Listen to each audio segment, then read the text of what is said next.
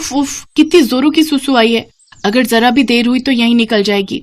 घर पहुंचने में तो भी टाइम लगेगा। ऐसा करती हूँ, यहीं पार्क में बने इस पेड़ के पीछे ही बैठ जाती हूँ। गर्मी दोपहरी का टाइम है, सभी अपने अपने घरों में अभी सो रहे होंगे। शर्मिली जल्दी से पेड़ के पीछे जाकर सुसु करने बैठ जाती है और कहती है, आहा, सचमुच हल्का होने में जो सुख है वो दुनिया के सभी सुखों से परे है। इतना कहते ही शर्मिली की आंख खुल जाती है और वो देखती है कि उसका बिस्तर गीला हो चुका है। असल में वो एक सपना देख रही थी। वो उठती है तो देखती है कि बिस्तर पर ही उसकी सुसु निकल गई है। हे राम, इसीलिए बिस्तर पर सुसु करने में इतना मजा आ रहा था। लेकिन अब क्या करूं? अगर कहीं वो उठ गए तो मेरे बारे में क्या सोचेंगे? ऐसा करती हूँ, चुपचाप सो जाती हूँ। गर्मी बहुत है, सुबह होने तक सूख जाएगा। ये सोचकर शर्मिली वहीं पर सो गई। सुबह रौनक की जब आंख खुलती है तब तक बिस्तर सूख गया था, लेकिन सुसु की बदबू अभी भी आ रही थी। ये सुसु जैसी गंदी बदबू हमारे रूम से कैसे आ रही है? नहीं मालूम जी, हो सकता है कि ये इस गबरू का काम हो। गबरू रौनक का पालतू कुत्ता है। रौनक उसे बहुत प्यार करता था, तो वही शर्मिली को वो फूटी आंख नहीं पाता था। वो अपना हर गुनाह गबरू के मत्थे मढ़ देती थी और आज भी उसने बिल्कुल वैसा ही किया। रौनक ने गबरू को गुस्से में बहुत डांटा। गबरू, आजकल बड़ा ही शैतान हो गया तू। पहले तो कभी तू ऐसा नहीं करता था। अरे जब तुझे घुमाने के लिए बाहर ले जाता हूँ तो अपना ये सब काम वहीं निपटा लिया करना। रौनक गबरू को डांट कर नहाने चला जाता है, लेकिन उस बेचारे को ये समझ नहीं आता कि आखिर उसे ये किस बात की सजा मिल रही थी। उधर शर्मिली खुद से कहती है, बचपन से ही मुझे ये बीमारी है, नींद में ही सुसु पोटी कर देती हूँ। ना जाने कब मेरी ये गंदी आदत सुधरेगी। शर्मिली बचपन से ही ऐसा करती आई है। वो जब 6 साल की थी तब से ही वो नींद में ही सुसु पोटी करती आई है। ओहो, कितनी जोर की सुसु आ रही है। आधी रात हो रही है। कौन बाहर जाए, और नींद भी बहुत जोरों की आ रही है। अब कौन इस प्यारी सी नींद को छोड़कर सुसु करने उठे। एक काम करती हूँ, बिस्तर पर ही सुसु कर देती हूँ। वैसे भी अभी मैं छोटी हूँ ना, तो माँ भी मुझे कुछ नहीं कहेगी। ऐसा सोचकर शर्मिली वहीं पर सुसु कर देती है और इसी तरह ये उसकी आदत बन गई। उसकी माँ अक्सर उसे इस आदत के लिए डांटती थी। बेटा, बिस्तर पर ये सब करना अच्छी बात नहीं है। अभी तो तू छोटी है, मैं तुझे डायपर पहना दूंगी, लेकिन जब तू बड़ी हो जाएगी तब क्या करेगी? माँ, तब भी मैं डायपर ही पहन लूंगी। लगभग 7 साल की उम्र तक शर्मिली ने डायपर पहना। उसके बाद भले ही उसकी माँ ने उसे डायपर पहनाना बंद कर दिया, लेकिन उसकी बिस्तर पर सुसु पोटी करने की आदत बड़े होने तक नहीं गई। यहाँ तक कि शादी के बाद भी वो सुसु और पोटी अपने बिस्तर पर ही कर देती है। दरअसल वो आदत से मजबूर है। अभी तो 2 महीने ही हुए हैं शादी को।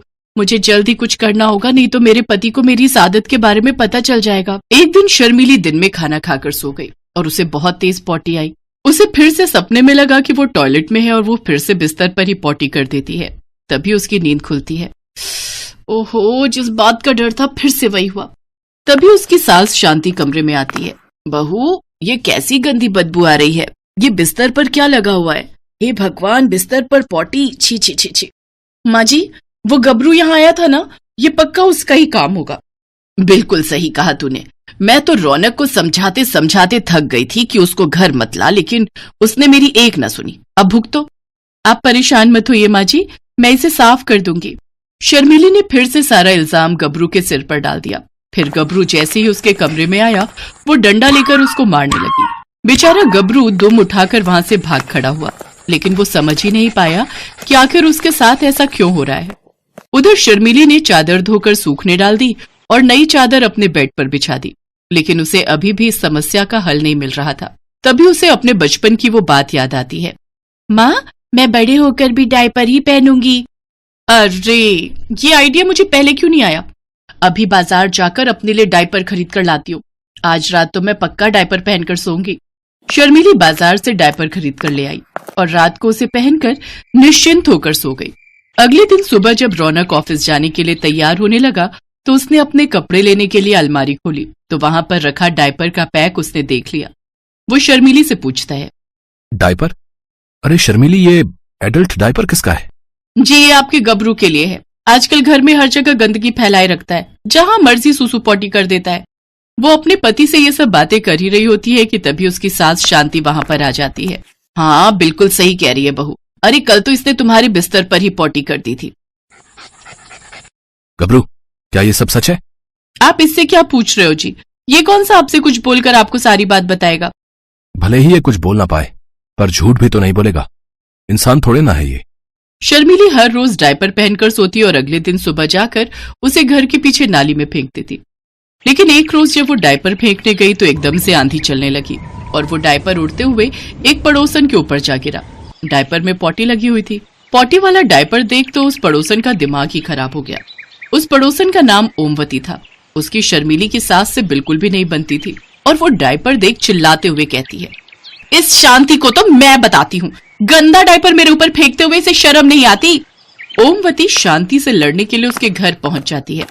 शांति, अरे ओ शांति! क्या हुआ ओमवती, क्यों चिल्ला रही है? तुझे क्या लगा कि तू मेरे ऊपर पॉटी से भरा हुआ? अरे हम तेरे ऊपर डायपर क्यों फेंकेंगे? ये जरूर हमारे गबरू कुत्ते का काम है। हाँ, ये पक्का कुत्ते का काम है। मुझे बेवकूफ समझ रखा है क्या तुम दोनों ने? भला कोई कुत्ता किसी के ऊपर डायपर फेंक सकता है? मैं अभी पुलिस स्टेशन में तुम लोग के खिलाफ रिपोर्ट लिखवाऊंगी। इतना कहकर ओमवती वहां से सीधा पुलिस स्टेशन चली जाती है। कुछ देर बाद पुलिस उनके घर पहुंच जाती है। रौनक भी ऑफिस से घर पहुंच जाता है। पुलिस ने रौनक को खूब उल्टी सीधी बातें सुनाई। उधर शर्मिली ने अपना सारा दोष गबरू के ऊपर डाल दिया। ये सब सुनकर रौनक गुस्से में आ जाता है। गबरू, मैं तो तुझे बहुत सीधा समझता था, लेकिन ऐसी हरकतें करके तूने मोहल्ले में मेरी नाक कटवा कर रख दी। मैंने तो तुझे बहुत प्यार किया, लेकिन तूने ही ये सिला दिया मेरे प्यार का। अब मैं तुझे इस घर में एक पल भी और रहने नहीं दूंगा। चल निकल मेरे घर से। रौनक ने गबरू को अपने घर से निकाल दिया और बेचारा गबरू रोते हुए चुपचाप वहां से चला गया। हालांकि वो ज्यादा दूर नहीं गया। अरे रुको रुको, इन्हें क्यों फेंक रहे हो? इन्हें रहने दो, मेरा मतलब है किसी के काम आ जाएंगे। नहीं, आज इस डायपर की वजह से मेरे घर पर पुलिस आई है। मैं इसे अपने घर पर और नहीं रख सकता। रौनक ने वो सारे डायपर उठाकर फेंक दिए। उस रात शर्मिली टेंशन के मारे बिल्कुल भी नहीं सो पाई और वो सारी रात भर जागती रही। ऐसे ही 2-3 दिन तक तो शर्मिली सोई नहीं, लेकिन फिर एक रात उसकी आंख लग गई और आंख लगते ही जिस बात का डर था वही हुआ। उसने बिस्तर पर सुसु और पॉटी एक साथ कर दी। अगले दिन जब रौनक उठा तो उसने जो देखा तो वो देखकर हैरान रह गया। ये क्या? अब तो गबरू भी यहाँ नहीं है, तो फिर ये सब किसने किया? शर्मिली अब और झूठ ना बोल सकी और रोते हुए उसने सारा सच रौनक के सामने बोल दिया।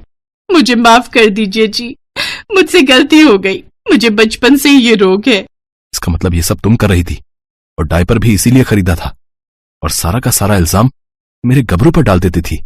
मुझसे गलती हो गई जी, मुझे माफ कर दीजिए। अभी तो मैं अपने गबरू को ढूंढने जा रहा हूँ, तुमसे तो मैं आकर निपटता हूँ। रौनक पागलों की तरह गबरू को सड़क पर चलते हुए ढूंढ रहा था कि तभी पीछे से एक तेज रफ्तार कार आई। वो रौनक को टक्कर मारने ही वाली थी कि गबरू ने रौनक को जोर से धक्का दे दिया। रौनक दूर जा गिरा। रौनक को बचाते हुए गबरू को हल्की चोटें आ गई। गबरू, मेरा गबरू, तुझे तो चोट आई है। मैं अभी तुझे हॉस्पिटल ले चलता हूँ। रौनक गबरू की मरहम पट्टी करवाकर उसे घर ले आता है। देखा शर्मिली, आज तुम्हारे झूठ की वजह से मेरे गबरू को चोट आ गई। आज मेरी जान बचाकर उसने अपनी जान की बाजी लगा दी। मुझसे गलती हो गई जी। अगर मैं अपनी बीमारी आपसे नहीं छुपाती तो आज ये सब नहीं होता। कोई बात नहीं शर्मिली, हम तुम्हें डॉक्टर के पास ले जाएंगे और तुम्हारा इलाज करवाएंगे। हाँ बहू, तुमने अपनी गलती स्वीकार कर ली, ये बड़ी बात है। रौनक और शांति शर्मिली को अच्छे से डॉक्टर के पास ले जाकर उसका इलाज करवाते हैं। कुछ ही महीनों में शर्मिली को इस बीमारी से छुटकारा मिल जाता है। अब वो बहुत खुश थी। अब वो गबरू को भी बहुत प्यार करती थी। अब वो खुशी खुशी अपने परिवार के साथ रहने लगी।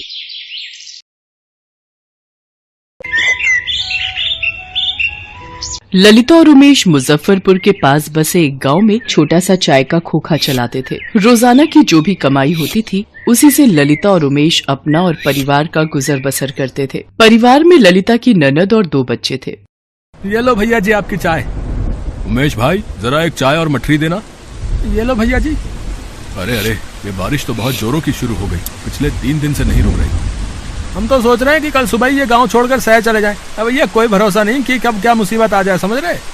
गांव में सब लोग आपस में ऐसे ही बातें कर रहे थे। ललिता का मन इन सब बातों को सुनकर घबरा रहा था। उसे बाढ़ में होने वाली समस्याओं की बहुत फिक्र हो रही थी। इसी कारण ललिता को रात में नींद नहीं आ रही थी। आधी रात के वक्त अचानक गाँव वालों ने शोर मचा दिया, जिसे सुनकर ललिता घबरा गई। तभी पड़ोसी श्याम और उसकी पत्नी सामान सिर पर लाद कर जा रहे थे। क्या हुआ श्याम भैया, आप सब ये सामान लेकर कहाँ जा रहे हो? ये सब गाँव वाले कहाँ जा रहे हैं? ललिता भाभी, नदी में पानी का स्तर बढ़ गया है। चेतावनी मिली है कि हमें इस इलाके को जल्द से जल्द खाली करना होगा। हाँ। ललिता जल्दी से उमेश को उठाती है, पर तब तक बहुत देर हो चुकी थी। नदी का पानी गांव में फैल चुका था। पूरा गांव बाढ़ की चपेट में आ चुका था। लोगों के घर उस बाढ़ में डूब रहे थे। कुछ ही देर में सब तबाह हो गया। हे भगवान, अब क्या होगा? हम इस बाढ़ के पानी से कैसे बचेंगे? बंटी, पिंकी, जल्दी उठो, हमें यहाँ से जाना होगा। भाभी, ये सब क्या हो रहा है? बाढ़ में हमारा पूरा घर डूब गया है। माला, ललिता, तुम दोनों जल्दी जल्दी सामान उठाओ, हमें यहाँ से दूसरी जगह जाना होगा। जिसके हाथ में जो सामान आया उसने उठा लिया। पानी का स्तर लोगों के सीने तक पहुंच गया। चलते चलते उमेश, ललिता दोनों बहुत थक गए। उनकी जान पर बनी हुई थी। उमेश ने बेटे को कंधे पर बिठा रखा था। बहुत दूर तक चलने के बाद भी उन सबको कहीं कोई शौचालय नहीं मिल रहा था। माँ, मुझे बहुत जोरों की लगी है, मुझे जाना है। सुनो, तुम वहाँ किनारे तक आओ, मैं सामने आड़ में से शौच करवा देती हूँ। ललिता पिंकी को शौच के लिए ले जाती है, पर वहाँ सारे शौचालय टूटे हुए थे। माँ, यहाँ पर तो सारे टॉयलेट टूटे हुए हैं, यहाँ नहीं बैठा जाएगा। सारे शौचालय टूट चुके थे। ललिता ने बाढ़ के पानी में बड़ी मुश्किल से पिंकी को शौच करवाया। वो तो बच्ची थी, वो तो इस बात को मान गई, पर बड़ी महिलाओं का क्या? वो कहाँ पर शौच करे? यही परेशानी का सबसे बड़ा कारण था। ललिता, उमेश और बच्चे बाढ़ में आई इस समस्या को झेलते रहे। क्या करें? बाढ़ से गांव में परेशानियां बढ़ती जा रही हैं। रात भी हो गई है। आज रात इसी टूटे छप्पर के ऊपर बैठकर गुजारा करना पड़ेगा। आसपास हर तरफ गंदा पानी भरा हुआ है, कहीं कुछ नजर नहीं आ रहा है। देख देख कर मन छलनी हो रहा है। गंदे पानी से खेत और मैदान भरे पड़े थे, जिन पर मच्छर मक्खी मंडरा रहे थे। गंदे पानी में सांप, बिच्छू, कीड़े मकोड़े काटने का लगातार डर बना रहता है। फिर भी बेचारे गांव वाले इन सब मुसीबतों के बीच सोने की कोशिश कर रहे थे। रात के वक्त बंटी को शौच जाना था। वो शोर मचाने लगा। माँ, मुझे जाना है, मुझे बहुत तेज लगी है, मेरी टॉयलेट यहीं निकल जाएगी। तुम लेटी रहो ललिता, मैं बंटी को यहीं पास में कोई साफ जगह देखकर करवा दूंगा। उमेश बंटी को शौच कराने ले जा रहा था। अंधेरे में उसे दिखाई नहीं दिया। बाढ़ के गंदे पानी के कारण जमीन बहुत कीचड़ और फिसलन से भरी हुई थी। अचानक उमेश का पैर फिसल जाता है और उसको बहुत चोट आती है। हे भगवान, बाढ़ में ये क्या अनर्थ हो गया? कितनी चोट आ गई। क्या करूं ललिता, अंधेरे में दिखाई ही नहीं दिया। भाभी, अगर शौचालय खराब नहीं होते तो भैया के ये चोट ना लगती। बाढ़ का पानी उतर भी जाता है तो उसके बाद भी शौचालय तो हमें मिलने से रहे। गांव के सारे शौचालय टूट चुके हैं। वो देखो, सड़कों पर, नदी किनारे, खेतों में, जिसको जहाँ जगह मिल रही है वहाँ वो शौच के लिए जा रहा है। ऐसे तो बीमारी और संक्रमण बढ़ जाएगा। हमें कुछ तो करना ही होगा भाभी। हम औरतों के लिए तो ये बहुत परेशानी का कारण है। तो चिंता मत कर माला, सुबह होने दे, हम इस समस्या से निकलने का कोई ना कोई उपाय सोच ही लेंगे। सामान में मैंने थोड़ी हल्दी रख ली थी, लाओ मैं तुम्हारी चोट पर हल्दी भरकर पट्टी बांध देती हूँ। बेचारे उमेश और ललिता अपने परिवार के साथ इस बाढ़ में बहुत दुख झेल रहे थे, पर ललिता हिम्मत नहीं हार रही थी। उसे शौचालय की समस्या के लिए कुछ न कुछ उपाय तो सोचना ही था। अगले दिन ललिता सुबह उठी और बाढ़ में टूटे हुए पेड़ों की लकड़ियों को काटने छिलने लगी। ललिता, तुम क्या कर रही हो? भाभी, तुम्हें तो पता ही है, बाढ़ में हमारे गांव के सारे शौचालय टूट चुके हैं। बंटी के बापू के भी कल पैर में चोट लग गई। हम महिलाओं को भी खुले में शौच करने में कितनी दिक्कत आ रही है। मैं सोच रही थी खुद से ही क्यों ना एक लकड़ी का शौचालय तैयार करें, ताकि वो हम गांव वालों के कुछ तो काम आएगा। हाँ ललिता, ये बात हमारे दिमाग में क्यों नहीं आई? मेरी बहू गर्भवती है, उसे तो बार बार शौच जाने की जरूरत होती है। वो इस बाढ़ में बहुत परेशान हो रही है। अगर ये लकड़ी का शौचालय बन जाए तो हमारे दिन कितने आराम से निकल जाएंगे। ललिता, हम औरतों की और भी बहुत सी परेशानियां होती हैं, जिस कारण हमें शौच की जरूरत होती है। गंदगी में शौच करने से हम औरतों को कोई बीमारी ना लगे, इससे बचने के लिए हम सब तुम्हारे साथ लकड़ी का शौचालय बनाने में मदद करेंगे। चलो बहनों, हम भी ललिता का साथ देते हैं। गांव की बाकी औरतें भी ललिता का साथ देने के लिए आ गई। सबने टूटे हुए पेड़ों की लकड़ियों को तोड़कर काट कर इकट्ठा किया और धीरे धीरे सबके प्रयासों से लकड़ी की दीवारें खड़ी हो गई। और कड़ी मेहनत और लगन से ललिता ने लकड़ी, कील और खपच्चियों की मदद से शौचालय का निर्माण कर दिया। लकड़ी का शौचालय बनने से गाँव की औरतों को बहुत आराम मिल गया था। अब ललिता, तुम्हारे प्रयासों को देखकर हमने सोचा है